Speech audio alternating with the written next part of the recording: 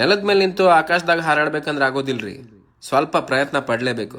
ಅದೇ ತರ ಈ ಕರಪ್ಟ್ ಸಮಾಜನ ಚೇಂಜ್ ಮಾಡಬೇಕು ಅಂದ್ರೆ ಪ್ರಜಾಕೀಯ ಏನು ಅಂತ ಅರ್ಥ ಮಾಡ್ಕೋಬೇಕು. ಈ ಜಂಪ್ ಸ್ಪೆಷಲಿ ಫಾರ್ ಪ್ರಜಾಕೀಯ.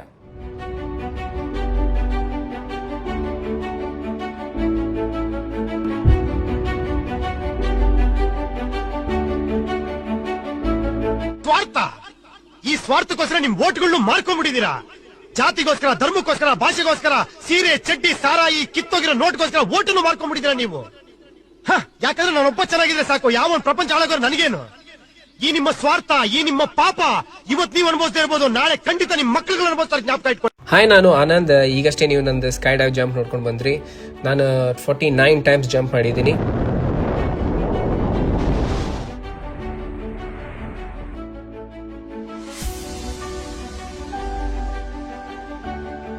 ಈಗ ನಾನು 50ನೇ ಜಂಪ್ ಮಾಡ್ಲಿಕ್ಕೆ ಹೊಂಟಿದ್ದೀನಿ. ಇದು ಒಂದು ಸ್ವಲ್ಪ ಸ್ಪೆಷಲ್ ಆಗಿದೆ, ಯಾಕಂದ್ರೆ ಇದು ನನ್ನ ಫಸ್ಟ್ ಗ್ರೂಪ್ ಜಂಪ್. 50ನೇ ಜಂಪ್ ಸ್ವಲ್ಪ ಸ್ಪೆಷಲ್ ಆಗಿರಬೇಕು ಅನ್ಕೊಂಡು ಒಂದೇನೋ ಡಿಫ್ರೆಂಟ್ ಆಗಿ ಮಾಡ್ಬೇಕಂತ ಯೋಚನೆ ಮಾಡಿದೆ. ಅವಾಗ ನೆನಪು ಬಂದವರು Upendra sir. So Upendra sir ಯಾವಾಗೂ ಡಿಫ್ರೆಂಟ್ ಮಾಡ್ತಿರ್ತಾರೆ, ಬಟ್ ಉಪೇಂದ್ರ ಸರ್ ಬಗ್ಗೆ ಮಾಡಿದ್ರೆ ವ್ಯಕ್ತಿ ಬಗ್ಗೆ ಮಾಡ್ದಂಗಾಗುತ್ತೆ. ಸೊ ಸ್ವಲ್ಪ ವಿಚಾರದ ಬಗ್ಗೆ ಮಾಡೋಣ ಅಂದಾಗ ಅವರು ಒಂದು ವಿಚಾರ ಇಟ್ಟಿದ್ದಾರೆ. ಅದು ಪ್ರಜಾಕೀಯ ಪಕ್ಷ, ಅಂದ್ರೆ ಜನಗಳ ಪಕ್ಷ. ಇಲ್ಲಿ ಅಧಿಕಾರ ಜನಗಳ ಕಡೆ ಇರ್ತದೆ. ಇಲ್ಲಿ ವೋಟ್ ತಗೊಂಡು ಯಾರು ಗೆಲ್ತಾರೋ ಅವರು ಜನಗಳ ಜೊತೆ ಕೂಡಿ ಟ್ರಾನ್ಸ್ಪರೆನ್ಸಿಯಾಗಿ ಕೆಲಸ ಮಾಡಬೇಕು. ಇಲ್ಲಿ ಜಾತಿ ಮತ ಅಂತ ಜಗಳ ಆಡಂಗಿಲ್ಲ, ಓನ್ಲಿ ಕೆಲಸ.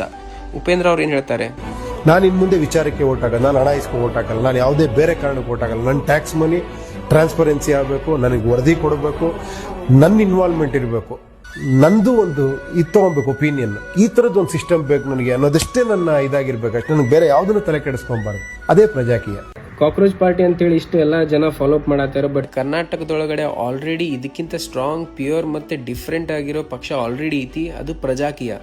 ಬಟ್ ಇದು ಎಲ್ಲರಿಗೂ ಸ್ಪ್ರೆಡ್ ಆಗ್ಬೇಕಂದ್ರೆ ನೀವೆಲ್ಲ ಸೇರೇನೆ ಮಾಡ್ಬೇಕು, ಇಲ್ಲಾಂದ್ರೆ ಅದು ಆಗುದಿಲ್ಲ.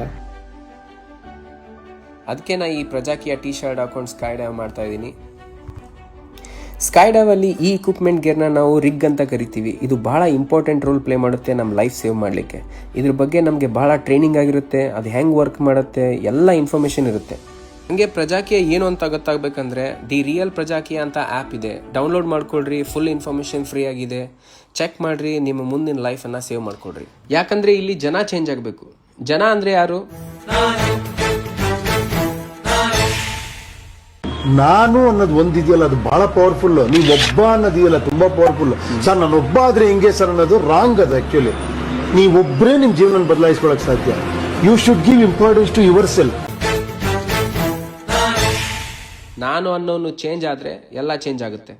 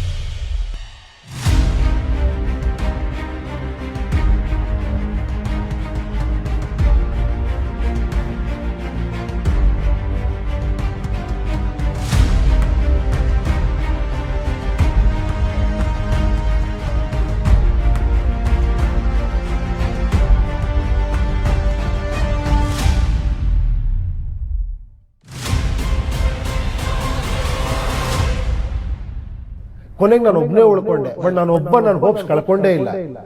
ನಾನು ಸಾಯೋರು ಕಳ್ಕೊಳ್ಳೋದು ಇಲ್ಲ. ಯಾಕಂದ್ರೆ ನನಗೆ ಸೋಲು ಗೆಲುವಿನ ಭಯನೇ ಇಲ್ಲ, ನನಗೆ ಅವಮಾನಗಳಿಲ್ಲ, ನನಗೆ ಅಹಂಕಾರಗಳಿಲ್ಲ. ಗೆದ್ದು ನಾನೇನೋ ಸಾಧನೆ.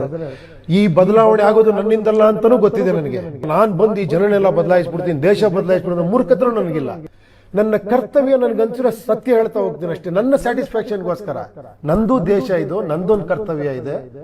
ನನ್ನ ಕರ್ತವ್ಯ ನಾನು ಮಾಡ್ತೀನಿ ಅಷ್ಟೇ. 4 ಜನ ಬದಲಾಗ್ಲಿ, ನಾಳೆ ನಮ್ಮ ಮಕ್ಕಳು ಇನ್ನೊಬ್ರು ಯಾರು ಬದಲಾಗ್ಲಿ, ಜನ ಗೆಲ್ಬೇಕು. ನನಗೆ ನಾಯಕರು ಗೆದ್ದು ಸಾಕಾಗೋಗ್ಬಿಟ್ಟಿದೆ. ಇಲ್ಲಿ ಅವ್ರು ಗೆಲ್ತಾನೆ ಇದ್ದಾರೆ. ಜನ ಯಾವಾಗ ಸರ್ ಗೆಲ್ಲೋದು?